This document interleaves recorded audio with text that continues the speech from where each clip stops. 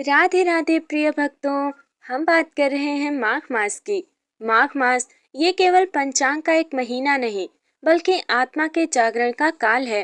पुराणों में कहा गया है कि जिस प्रकार अंधकार में दीपक मार्ग दिखाता है, उसी प्रकार माघ मास मनुष्य को जीवन के सत्य से परिचित कराता है।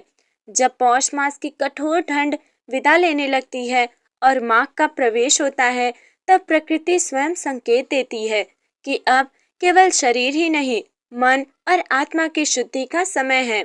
माघ मास तप, त्याग और तपस्या का संगम है। ऋषि मुनियों का कहना है कि जो भी व्यक्ति माघ मास में संयम, सेवा और श्रद्धा के साथ जीवन जीता है, उसके पिछले कई जन्मों के दोष भी छीड़ हो जाते हैं। माघ मास में गंगा, यमुना, सरस्वती जैसे पवित्र तीर्थों में स्नान करना, प्रातः ब्रह्म मुहूर्त में जागरण करना, दान करना, व्रत करना और साथ ही साथ मौन व्रत रखना, सत्य और करुणा का पालन करना, ये सब साधना नहीं बल्कि आत्मा का संस्कार है। एक ग्राम की कथा से प्रारंभ होता है ये अध्याय। बहुत समय पहले उत्तर भारत के एक छोटे से ग्राम में एक साधारण गृहस्थ रहता था। नाम था उसका धर्मदत्त। धर्मदत्त ना तो बहुत धनवान था और ना ही कोई बड़ा विद्वान था, पर उसके भीतर एक गुण अवश्य था और वो गुण था श्रद्धा का। वो कहता था, भगवान दूर नहीं, वे तो कर्म और भाव में निवास करते हैं। धर्मदत्त का जीवन संघर्षों से भरा था। कभी अन्न की कमी, कभी रोग, कभी पारिवारिक क्लेश, पर उसने कभी ईश्वर को दोष नहीं दिया। माघ मास का संकल्प आता है। एक वर्ष माघ मास के प्रथम दिन ग्राम में आए एक संत ने कहा, जो भी इस मास में एक भी दिन पूर्ण श्रद्धा से जी ले, उसका जीवन धन्य हो जाता है। ये वाक्य धर्मदत्त के हृदय में उतर गया। उसने उसी दिन संकल्प लिया कि प्रतिदिन सूर्योदय से पूर्व जागरण करेगा, यथाशक्ति दान करेगा, किसी से कटु वचन नहीं कहेगा और मन, वचन, कर्म से शुद्ध रहने का पूर्ण प्रयास करेगा। शुद्ध रहने का पूर्ण प्रयास करेगा। धर्मदत्त को नहीं पता था कि ये संकल्प उसके जीवन की दिशा बदल देगा। माघ मास की विशेषता ये है कि ये धीरे धीरे भीतर परिवर्तन करता है। धर्मदत्त ने अनुभव किया कि उसका क्रोध कम होने लगा, मन स्थिर रहने लगा, रातों की बेचैनी घटने लगी और हृदय में एक अनजानी शांति उतरने लगी। ऋषियों ने इसी को कहा है, माघ मास में किया गया छोटा सा पुण्य भी सहस्र गुना फल देता है। फिर आती है माघ मास की सप्तमी तिथि की रात्रि।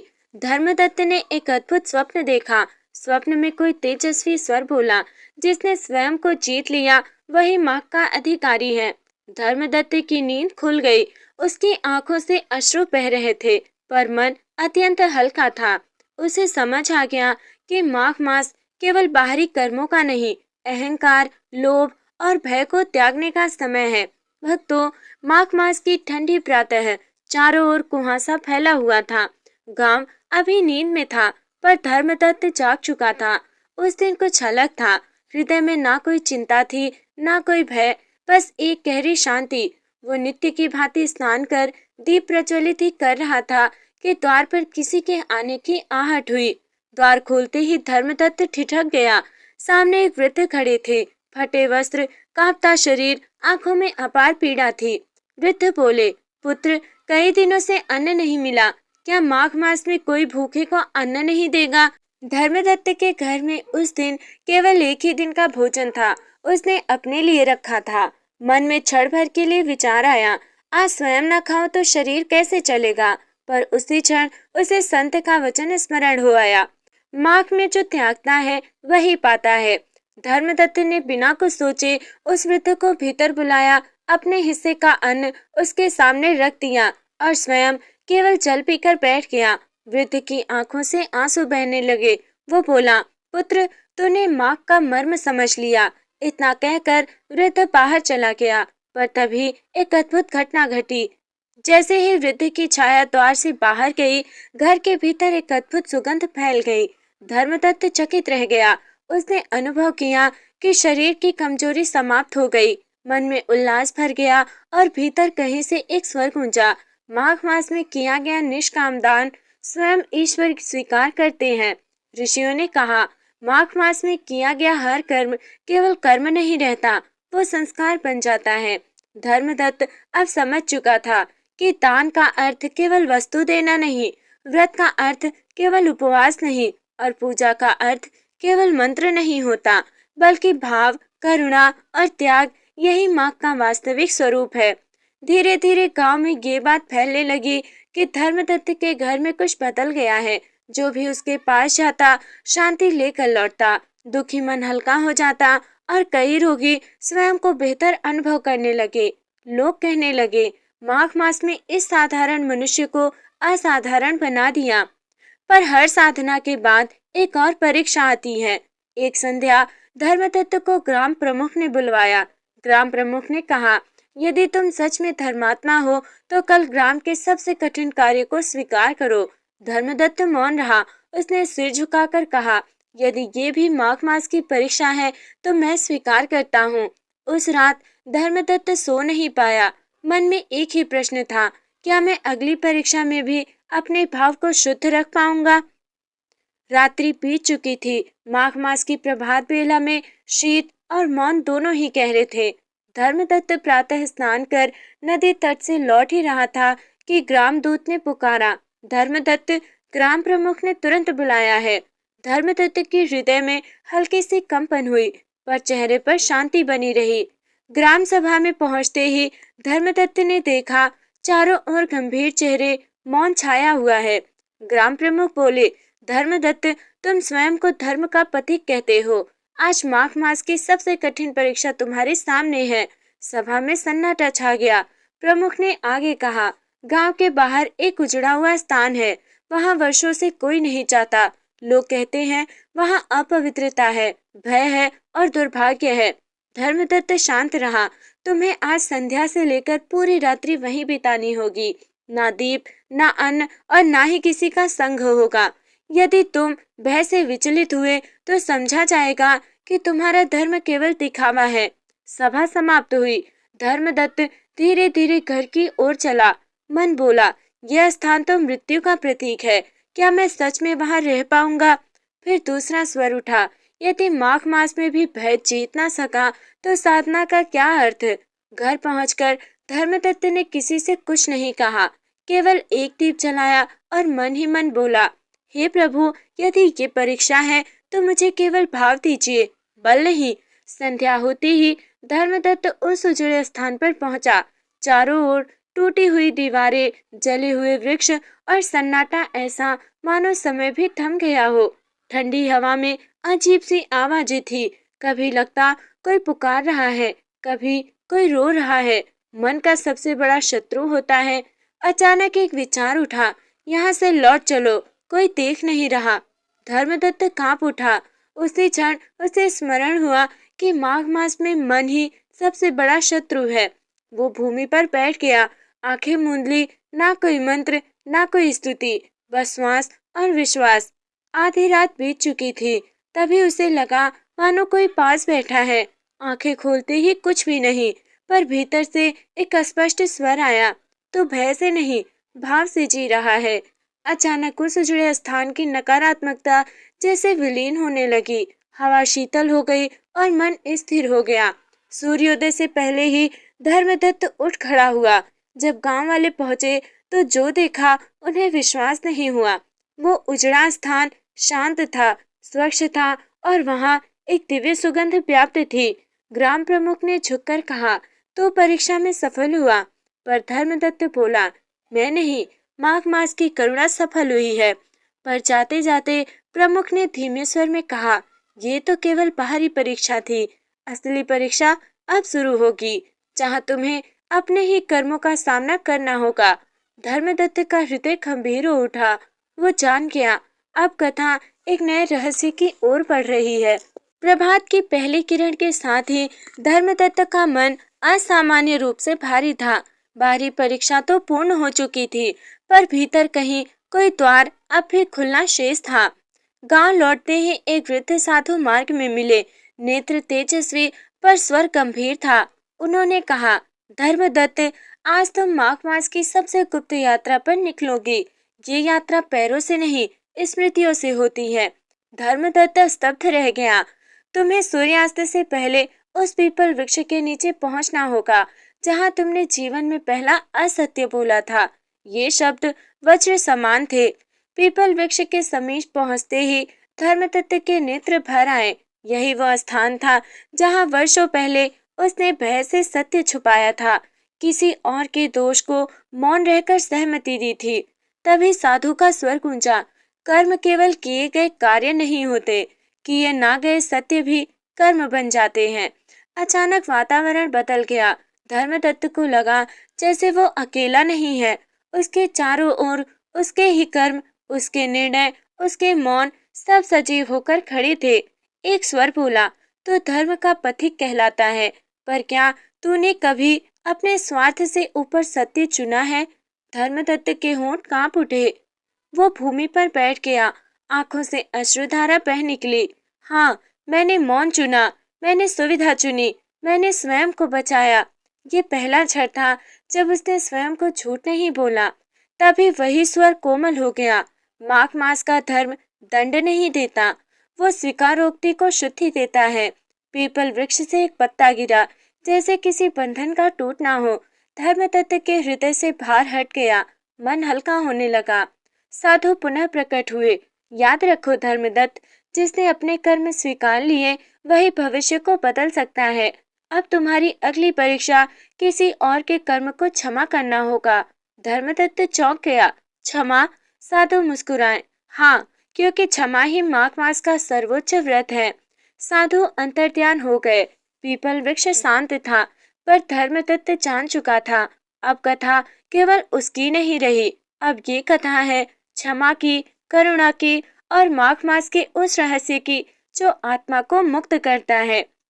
पीपल वृक्ष के नीचे से लौटते समय धर्मदत्त के मन में केवल एक ही शब्द गूंज रहा था, क्षमा। पर किसे क्षमा करना है? गांव में प्रवेश करते ही उसने देखा वही व्यक्ति जिसके कारण उसका जीवन कभी अंधकार में डूब गया था, देव शर्मा। वर्षों पहले उसी ने झूठी गवाही दी थी। उसी के कारण धर्मदत्त को अपमान सहना पड़ा था। उसी के कारण उसका परिवार वर्षों तक पीड़ा में रहा। धर्मदत्त की मुट्ठियां भींच गई। उसे कैसे क्षमा करूं? उसका हृदय चीख उठा। तभी भीतर से स्वर उठा, यदि क्षमा आसान होती तो वो व्रत ही कहलाती। माघ मास केवल स्नान और दान का नाम नहीं, वह हृदय के कठोर ग्रंथियों को खोलने का अवसर है। धर्मदत्त ने देखा देव शर्मा अब वैभवशाली नहीं था। झुकी हुई पीठ, कांपते हुए हाथ, आंखों में भय और पछतावा था। वो मंदिर के बाहर बैठा रो रहा था। धर्मदत्त के समीप आते ही देव शर्मा कांप उठा। उसने चरणों में गिरते हुए कहा, मुझे क्षमा कर दो, मैंने लोभ में आकर तुम्हारा जीवन तोड़ दिया। माघ मास की इस अमावस्या पर मेरी आत्मा मुझे जलाने लगी है। धर्मदत्त के भीतर तूफान उठा। एक और अपमान, वर्षों का अन्याय, दूसरी ओर साधु के शब्द, माघ मास की करुणा। क्षण भर को उसे लगा जैसे वो टूट जाएगा। धीरे धीरे धर्मदत्त ने देव शर्मा को उठाया। मैं तुम्हें इसलिए क्षमा नहीं कर रहा कि तुम निर्दोष हो, मैं इसलिए क्षमा कर रहा हूँ क्योंकि मैं अब बंधन में नहीं रहना चाहता। ये शब्द केवल देव शर्मा के लिए नहीं थे, ये स्वयं धर्मदत्त के लिए थे। जैसे ही ये शब्द बोले गए, धर्मदत्त के नेत्रों में शांति उतर आई। देव शर्मा का रोना रुक गया, वातावरण हल्का हो गया। देव शर्मा ने कहा, आज पहली बार मुझे शांति मिली है। उसी क्षण मंदिर की घंटियां बज उठी। पुजारी का स्वर गूंजा, जो क्षमा करता है वही वास्तव में मुक्त होता है। धर्मदत्त समझ गया, माघ मास की सबसे बड़ी साधना अपने भीतर की गांठ खोलना है। पर ये अंत नहीं था। अब पूरा गांव ये परिवर्तन देख रहा था, और परिवर्तन हमेशा प्रश्न भी लाता है। भक्तों, अगले भाग में गांव के लोग धर्मदत्त के इस निर्णय पर कैसे प्रतिक्रिया देंगे, और एक ऐसा निर्णय जो सामूहिक भाग्य बदल देगा, आगे की कथा में जानेंगे। धर्मदत्त का निर्णय अब केवल उसका नहीं रहा था, पूरा गांव उस क्षण का साक्षी बन चुका था जब वर्षों की कटुता एक क्षण में पिघल गई। देव शर्मा को क्षमा करते समय गांव के लोग आसपास खड़े थे। कोई बोला नहीं, पर हर हृदय में प्रश्न था, यदि इतना बड़ा अन्याय सहकर भी कोई क्षमा कर सकता है तो हम किस बात पर क्रोधित रहते हैं? गांव के पंचों ने सभा बुलाई। एक वृद्ध बोले, ये क्षमा हमें कमजोर बना देगी। दूसरे ने कहा, नहीं, ये हमें भीतर से मजबूत कर रही है। माघ मास में लिया गया हर निर्णय सामान्य नहीं होता। पंचायत में धर्मदत्त से कुछ कहने को कहा गया। वो खड़ा हुआ पर लंबा भाषण नहीं दिया। बस इतना बोला, मैंने किसी को ऊंचा या नीचा नहीं किया, मैंने केवल अपना बोझ उतारा है। ये शब्द तलवार से भी तीखे थे, पर घाव नहीं देते थे। गांव के युवा जो छोटी छोटी बातों पर लड़ पड़ते थे, आज चुप थे। एक युवक बोला, यदि धर्मदत्त काका क्षमा कर सकते हैं तो हम क्यों नहीं? वहां एक नई सोच जन्म ले रही थी। देव शर्मा ने सभा में खड़े होकर कहा, मैं जीवन भर उस पाप का प्रायश्चित करूंगा। उसने अन्नदान का व्रत लिया, गरीबों की सेवा का संकल्प लिया और सत्य से जीवन जीने की प्रतिज्ञा ली। उस रात कई घरों में पुराने झगड़े सुलझ गए, कई आंखों से वर्षों बाद आंसू गिरे, कई हृदय हल्के हुए। माघ मास केवल नदी में नहीं, हृदय में स्नान करा रहा था। अगली सुबह वही साधु पुनः गांव आए। उन्होंने मुस्कुराकर कहा, अब ये गांव तीर्थ बन चुका है। जहाँ क्षमा है वहाँ ईश्वर स्वयं निवास करते हैं। किसी ने देखा नहीं, पर हर किसी ने महसूस किया। भय कम हो गया, द्वेष शांत हो गया और विश्वास लौट आया। पर परिवर्तन के साथ परीक्षा भी आती है। अब गांव को एक बड़ा निर्णय लेना था, ऐसा निर्णय जो पीढ़ियों की दिशा बदल सकता था। धर्मदत्त की क्षमा के बाद गांव की हवा ही बदल गई थी। लोग पहले जैसे नहीं रहे। अब वे केवल अपने लिए नहीं, एक दूसरे के लिए सोचने लगे थे। गांव के मुखिया ने सबको एकत्र किया। उन्होंने कहा, माघ मास केवल कथा सुनने का नहीं, उसे जीने का समय है। फिर उन्होंने वो प्रस्ताव रखा जिसे सुनकर पूरा गांव स्तब्ध रह गया। इस माघ मास में पूरा गांव एक साथ व्रत करेगा। कुछ लोग घबरा गए, सब एक साथ, क्या हम निभा पाएंगे? असफल हुए तो दोष किसका? पर धर्मदत्त शांत रहा। उसने कहा, व्रत कठिन नहीं होता, नियत कठिन होती है। निर्णय हुआ कि सूर्योदय से पहले उठना, नदी स्नान या घर पर पवित्र जल से आचमन करना। उस दिन असत्य, कटु वचन और क्रोध का त्याग करना होगा। जो संभव हो उतना दान करना होगा। ये केवल उपवास नहीं था, ये आचरण का भी व्रत था। गांव की स्त्रियां आगे आई। उन्होंने कहा, यदि घर पवित्र होंगे तो समाज स्वयं पवित्र हो जाएगा। उन्होंने झगड़ों को विराम दिया, बच्चों को क्षमा का अर्थ समझाया और घर घर दीप जलाए। पहले ही दिन कठिन परीक्षा आई। एक पुराने विवाद ने फिर से सिर उठाया।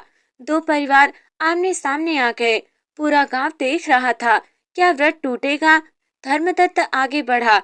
उसने दोनों पक्षों से कहा, आज यदि हम हार गए तो आने वाली पीढ़ियां भी हारेंगी। कुछ क्षण का मौन, फिर दोनों परिवारों ने एक दूसरे के चरण छुए। उस समय हवा थम गई, दीप स्थिर चलने लगे और लोगों को लगा जैसे कोई अदृश्य शक्ति उन पर दृष्टि रखे है। वही साधु पुनः प्रकट हुए।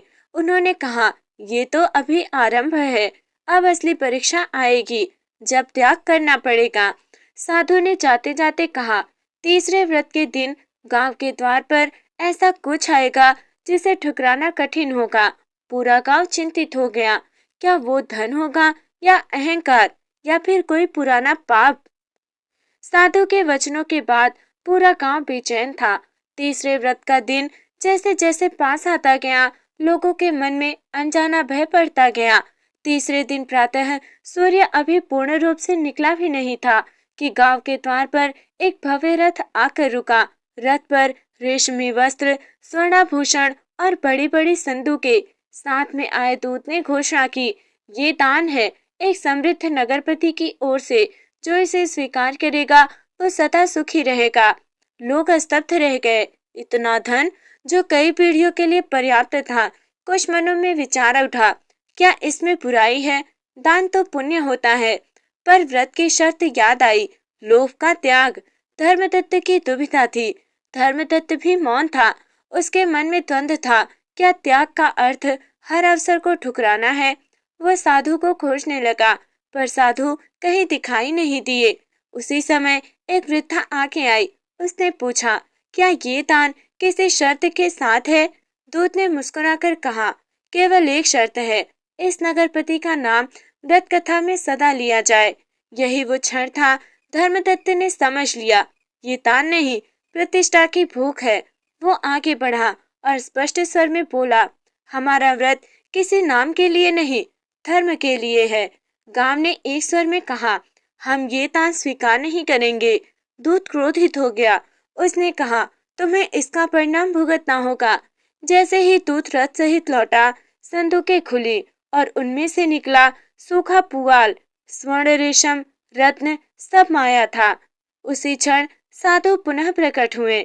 उन्होंने कहा, आज तुमने धन नहीं, धर्म को चुना है। अब अगली परीक्षा धन से भी कठिन होगी। आगे आने वाला संकेत। साधु ने कहा, अब परीक्षा आएगी संबंधों की, जहाँ अपना ही सबसे बड़ा शत्रु बनेगा। गांव सिहर उठा। भक्तों, अब कथा प्रवेश कर रही है सबसे कठिन परीक्षा में, जहाँ ना धन काम आता है, ना व्रत की कठोरता, बल्कि केवल हृदय की शुद्धता काम आती है। साधु के वचन गांव के हृदय में गूंज रहे थे। अब परीक्षा आएगी संबंधों की, और सचमुच अगली ही सुबह गांव की शादी भंग हो गई। धर्मदत्त का छोटा भाई कुशल, जो वर्षों पहले नगर चला गया था, अचानक लौट आया। उसके वस्त्र भव्य थे, भाषा में चतुराई थी और आंखों में कुछ छिपा हुआ था। उसने आते ही कहा, भैया, मैंने सुना है इस गांव में माघ व्रत के कारण अपार पुण्य मिल रहा है। धर्मदत्त प्रसन्न हुआ। भाई को देखकर उसका हृदय भर आया, पर उसकी पत्नी सावित्री चुपचाप सब देख रही थी। उसके मन में एक अनकहा संदेश था।